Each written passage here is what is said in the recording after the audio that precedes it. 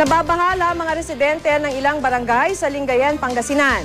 Kung magpapatuloy daw kasi ang pag-ulan, pwede pang tumaas ang baha sa mga naturang lugar. Ang ilan nagsimula ng mag-akyat ng mga gamit bilang paghahanda. Makibalita tayo kay Roland Umangay ng GMA Dagupan.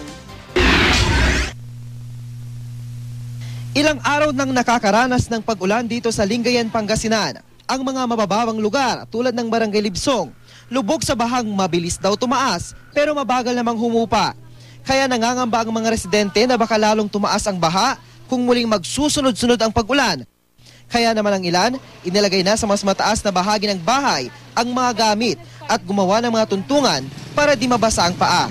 Matagal pag hindi humihinto yung ulan, pag tag-ulan. Ano yan, mababaw na ulan o tataas pa yan? Tataas pa. Hanggang saan? Hanggang sa tuhod. Bukod sa Barangay Libsong, baha rin ngayon sa 11 pang barangay sa Lingayen. Karamihan sa mga barangay na madalas bahain, malapit sa Agno River na umaapaw tuwing malakas ang ulan. Naghahanap na raw ng solusyon dito ang lokal na pamahalaan. Pero sa ngayon, But what are the measures we've been taking to sort of help the people not to prevent yung pagbaha? Mahirap i-prevent yung pagbaha eh.